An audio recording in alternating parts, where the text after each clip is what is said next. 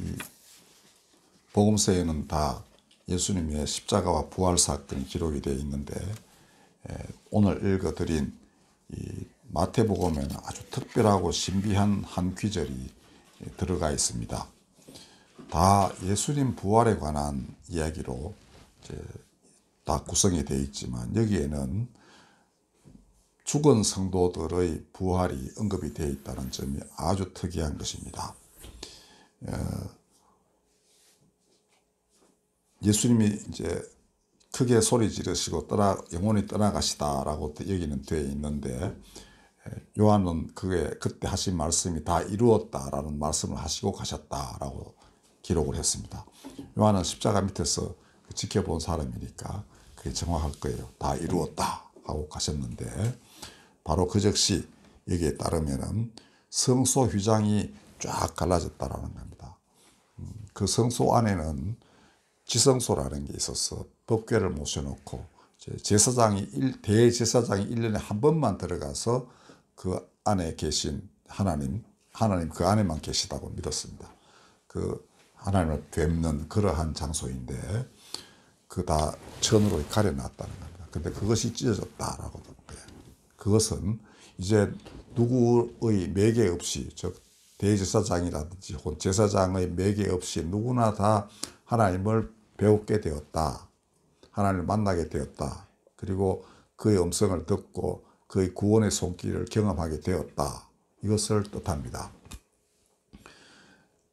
제자들은 예수님이 하나님을 온전히 드러내셨다고 이제 믿게 됩니다. 나중에 이제 부활, 그다음 성령 강림이 있은 뒤에, 평상시에 예수님이 나는 아버지와 하나이다라고 하신 적이 있는데, 그때만 해도 잘 몰랐던가 봐요. 사람들은 하나이다라는 의미가 뭐겠는가.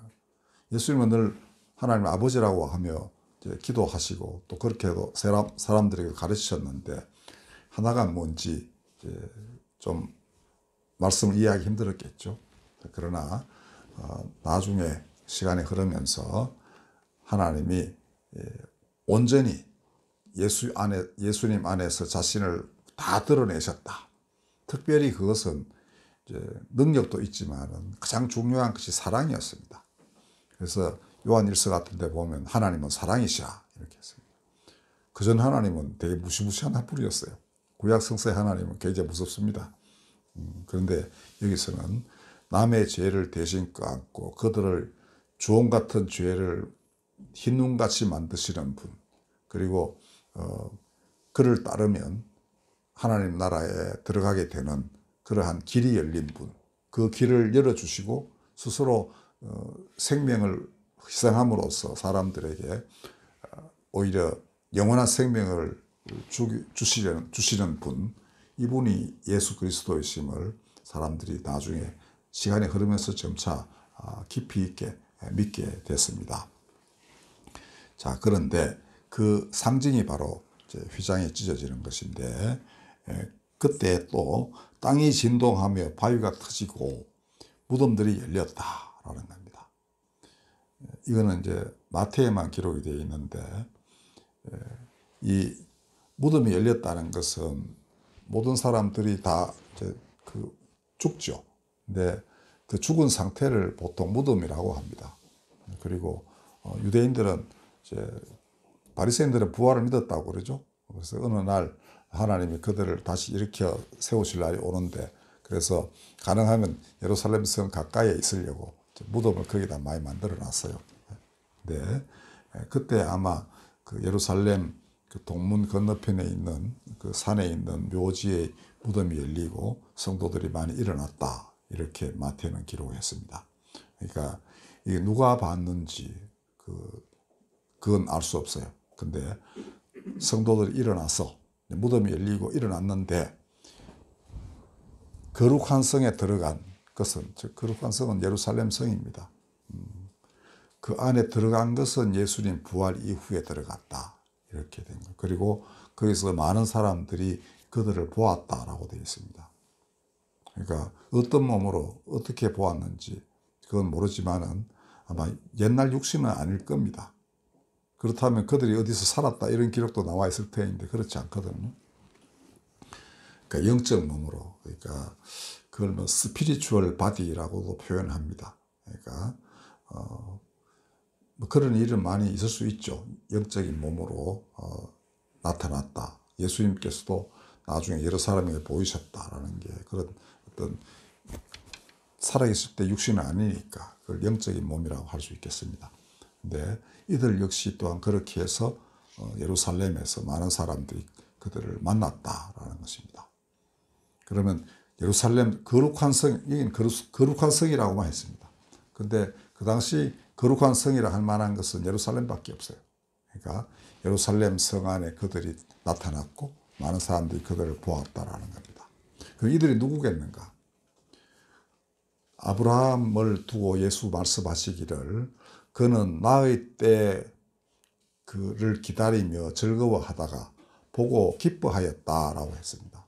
그러니까 아브라함은 살아서 그 메시아, 즉 자기에게 하신 하나님의 약속이 모든 사람이 너로 인해 복을 얻을 것이다라는 건데, 그 복을 실제로 이제 정말 실현시킬 그 분이 그 메시아라는 거, 아브라함도 그 때가 온다는 걸 알고서 기다리며 즐거워하다가, 온다는 게 확실하니까 이 험난한 세상, 온갖 죄악이 만연한 이 땅에서 그가 오셔서 모든 죄를 말끔히 씻으시고 하나님 나라 이룩하시다, 이걸 기다리며 즐거워했는데 정말 정작 그가 오셔서 모든 걸 하시니까 정말 기뻐하였다라는 겁니다. 이미 예수님 살아 생전에 아브라함은 기뻐했어요. 이 날이 왔구나. 그리고 많은 다른 사람들도 기뻐했겠죠. 그죠? 그날을 예언했던 선지자들이 많습니다. 이사야도 그렇고 에스겔도 그렇고 다니엘도 마찬가지고 많은 예언자들이 그날을 기다려왔습니다. 그럼 우리가 이름을 알 수 없는 또 수많은 사람들이 있겠죠. 그들의 말을 듣고 그날을 기다렸던 사람들. 그들이 이제 진정으로 기뻐하는 상황. 그거는 그 생명이요, 영생이요, 부활이라고 말할 수 있습니다. 이제 그날이 왔구나. 그런 의미에서 그 모든 것을 상징하는 것이 무덤에서 일어나서 거룩한 성에 들어가는 것으로 나타난 겁니다. 실제로. 그러나 그 내용을 따져보면 그날이 왔음을 기다리며 즐거워하던 사람들이 보고 기뻐해서 이제 온전히 완전히 거룩한 어떤 영이 그들 속에 차고 넘치는 겁니다. 이거 그냥 생명이에요. 그냥 다시 산 겁니다.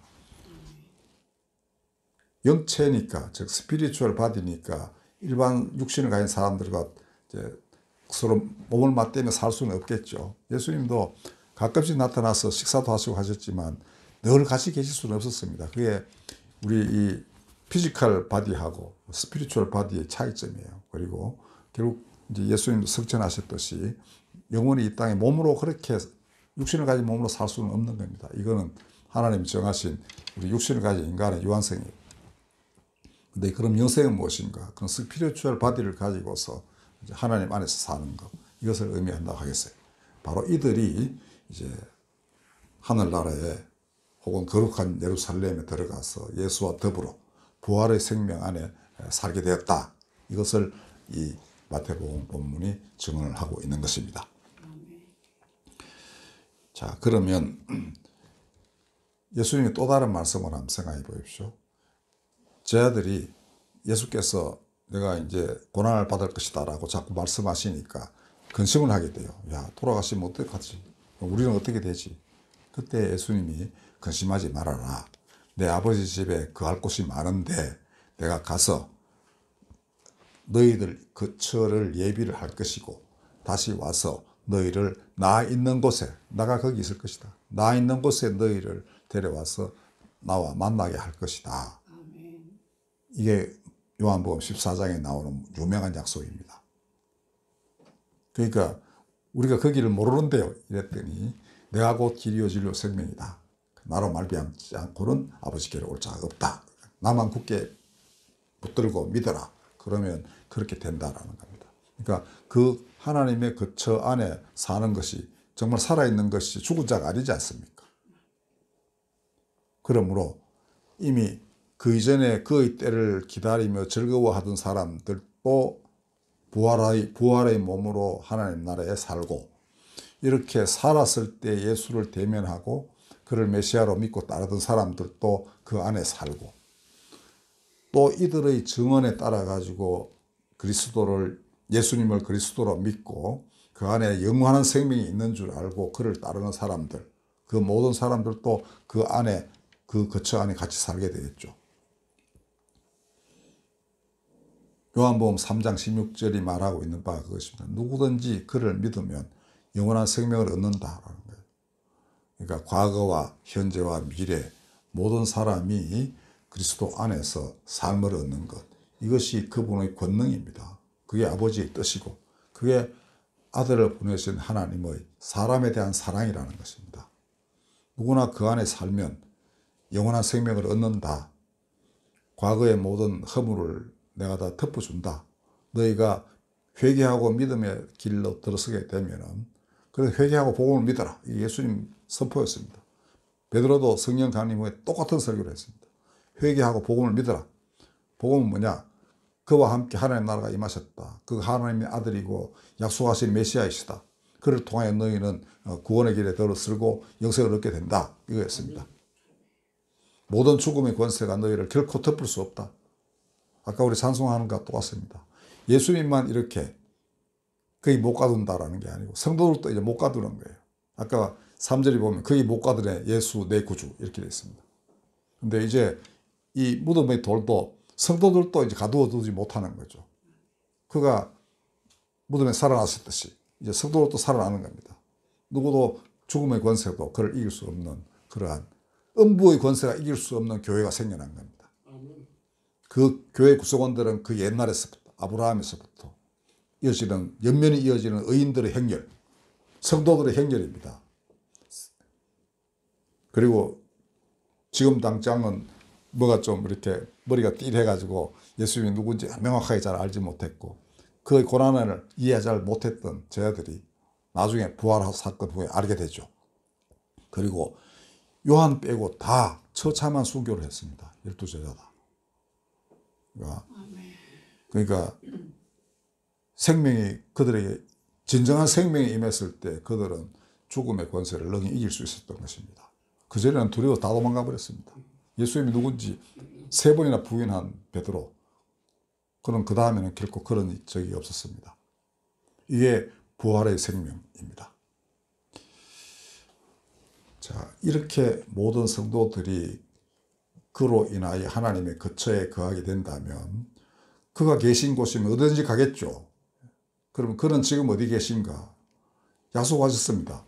너희가 내 증인이 되어서 예루살렘에서부터 사마리아를 거쳐서 땅끝까지 이르러 내 증인이 되면 어느 날 그 모든 것이 다 이루어질 때 세상의 끝날이 온다라는 겁니다. 그게 내가 온 뜻의 완성이다라는 겁니다. 그거는 모든 사람이 그리스도 안에서 그 생명을 얻는 것. 바울도 그렇게 말했고요. 하나님이 아브라함에게 약속하신 것도 바로 그것이었습니다. 예수님도 돌아가시기 전에, 십자가에 달리기 전에 내가 달리면, 내가 땅에서 들리면 모든 사람을 내게로 이끌겠노라. 요한복음 12장에 그렇게 약속하신 것이 나옵니다. 그 날이 온다는 거죠. 그날까지 내가 항상 너희와 함께 있을 것이다. 두세 사람이 모여서 내 이름을 부르면 내가 거기 항상 있다. 그럼 그만 계시겠습니까? 그를 믿고 정말 고난을 감수하고 부활의 생명을 얻은 사람들은 딴 데가 있고 예수님만 홀로 거기 계시겠습니까? 아니죠. 같이 있는 겁니다. 언제나 그렇게 되어 있었습니다. 다만 스피리추얼 바디이기 때문에, 영적 몸이기 때문에 육신을 가진 사람들이 보지 못했을 뿐입니다. 지금 마찬가지입니다. 반응컨대 그는 확실히 지금 이 땅에 계시고 성도들과 함께 계시는 겁니다. 그러면 재림이라는 건 뭐냐? 그 거룩한 생명나무, 예수님이 본체이고 성도들이 가지가 돼 있고 무수한 포도 열매가 열려있는 그 거대한 생명나무가 이 땅에 깊이 뿌리를 내는 것입니다. 그래서 모든 사람이 그 열매로 살아가는 그 일이 이루어지도록 그 생명나무가 뿌리 내리는 것, 이것이 재림입니다. 그럼 그 다음 어떤 일이 벌어지느냐? 예수 약속하시기를 내가 그때가 되면은 천사들을 보내어서 온 천지 사방에서 내가 택한 사람들을 부를 것이다 라고 했습니다. 모을 것이다. 지금이 바로 그때입니다. 그렇지 않을 수가 없는 겁니다. 세상을 보십시오. 예수님이 예언하셨던 그 마지막 때의 모습이 역력합니다. 바울도 그랬습니다. 사람들이 무정하게 되고 하여튼 그 온갖 디모데후서 3장에 다 나와 있습니다. 예수님이 한마디로 하시면, 예수님 말씀을 그대로 한마디로 요약하자면 불법이 성하여 많은 사람들이 사랑에 식어질 날이 온다. 그날이다. 러시아하고 우크라이나는 원래 한 뿌리입니다. 근데 한쪽이 완전히 하나를 박멸하려고 지금 달려들고 있지 않습니까?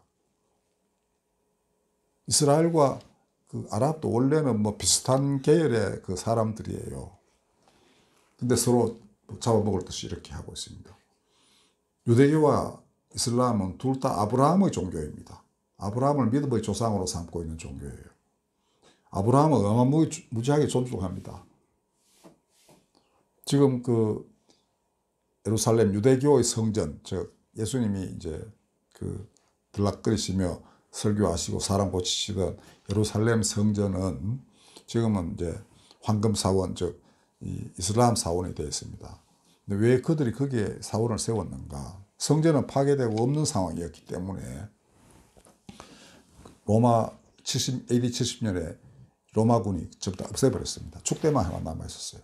근데 거기에 성전을 건축하던 것은 유대인들의 소망이었겠지만 유대인 출입 금지 이렇게 해놨습니다.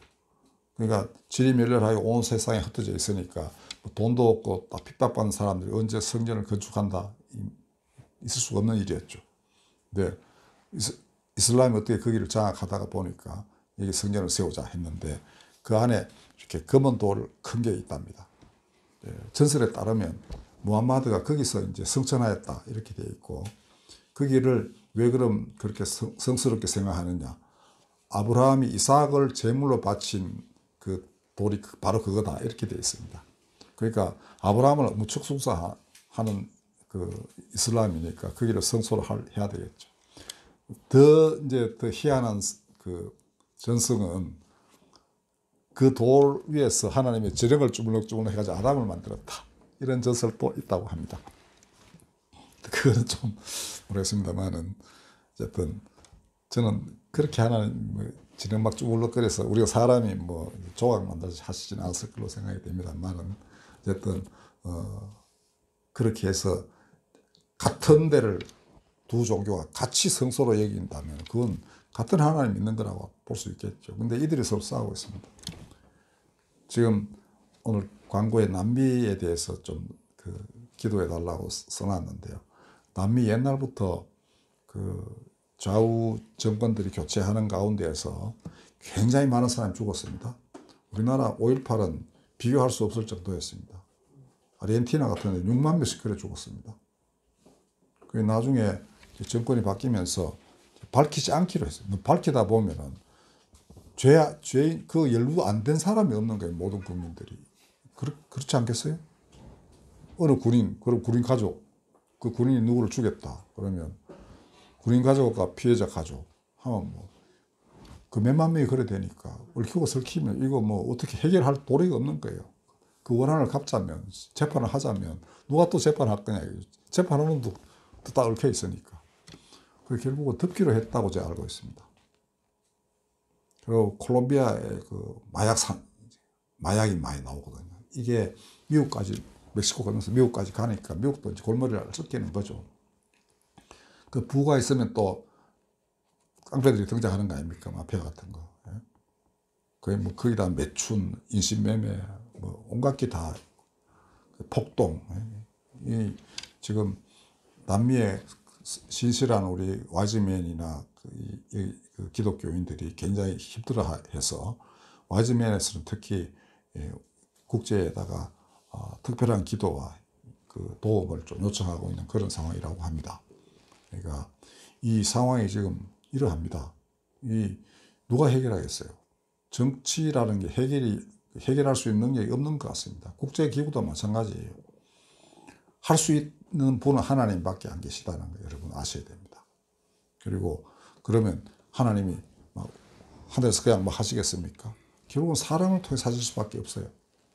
그 사람에게 정말 하나님의 능력과 믿음과 용기가 부어져서 생명이 부어져 가지고 그 어둠의 땅, 죽음의 땅에 생명을 불어넣는 그 길을 택하실 거예요. 어느 곳이든 그곳 사람들에게 필요한 사람, 그쪽 사람일 수 있지만 또 외부 사람일 수도 있어요. 많은 기도, 마음에 때때로 협력, 보호, 보조 이런 것들. 자, 그래서 우리는 이제는 다 얽히고 섞인 세상에서 그게 다 나무 얘기 아닙니다. 우리 와이즈맨으로서 지금 그 전풍에스 클럽의 박지원이라는 학생, 저한테 태권도 배우는 학생은 고이카 멤버로 지난 4월 19일에 저희 갔어요. 엘살바도르에 갔습니다. 거기도 뭐 마찬가지로 그렇습니다. 우리는 그가 평화의 대사가 되기를 원합니다. 아마 가서 느끼면 그 일을 할 수밖에 없을 거예요. 그죠? 그 목사님 아들인데요. 아주 진실한 친구입니다. 어떻게 운명이 글로 흘러가게 되면지 선배들 둘은 원래 라오스에 갔었거든요. 한 10몇 년 전에. 근데 나는 어떻게 하다 보니까 엘살바도르로 가게 됐습니다. 하나님의 섭리 정말 우리가 알 수 없습니다. 그렇지만 분명하고 또 확실하게 그 뜻을, 예수 오신 뜻을 이루실 겁니다. 그러므로 무언가 여러분들 마음에 울림이 있고 어떤 음성이 성경 읽다 보면 찬양하다 보면 기도하다 보면 어떤 무언가가 올 겁니다. 그러면 감련이 일어서셔서 그 택함 받은 사람으로서 의무를 다하십시오. 이거는 모든 세상에 흩어져서 그 하나님이 천사들을 보내가지고 부르실 모든 사람들에게 해당하는 말씀입니다. 엘리야도 미세한 음성 듣고 일어났거든요. 아주 작은 목소리입니다. 큰 소리로 막 사람 놀래킬 정도로 이렇게 하시지 않습니다. 바울은 빛에 뚫려 쌓인 뒤에 큰 소리 아니었어요. 그냥 보통 음성이 들렸겠죠. 그러나 이미 빛 가운데 딱 자기 몸이 완전히 노출되는 순간 꼬꾸라지고 말았습니다. 그런 특별한 경험 안 이르더라도 우리 마음속에 뭔가 느낌이 다 오면 그건 부르심인 줄 이해하시고 나이하고 아무 상관없습니다. 그리고 처지하고 아무 상관없어요. 사람은 24시간 기도할 수 있는 존재거든요. 잠에서도 할 수 있습니다. 왜냐하면 자기 전에 기도하면 계속 이어져요. 아침에 일어나서 다시 기도하면 그게 연결이 되고 그렇게 되는 거예요. 뭐 다른 일 하다가도 어디마다 할 수 있죠. 수시로 할 수 있는 거. 자, 이런 것들 가운데에서 우리가 무언가를 느끼고 그 나라에 동참하는 거, 이게 가능한 것을 여러분들 아시게 될 겁니다. 그가 지금 여기 계시는 것을 믿고 오늘 하루하루를 의미 있게 보내시길 바랍니다. 기도하겠습니다. 언제나 우리 가운데 계셔서 인도하소서. 우리 기도에 함께 하시고 우리 찬양을 들으시고 기뻐하시며 또한 우리 영혼 속에서 당신의 생명이 작동하도록 역사해 주시옵소서. 예수님, 당신의 뜻이 이루어지기를 진실로 바랍니다. 우리가 부르심에 응답하게 하소서. 성령이시여 말씀을 기억하게 하시고 언제나 성령 안에서 우리가 거듭나는 나날이 되도록 역사해 주옵소서. 아버지여 모든 것을 맡깁니다. 예수님의 이름으로 기도하였습니다. 아멘.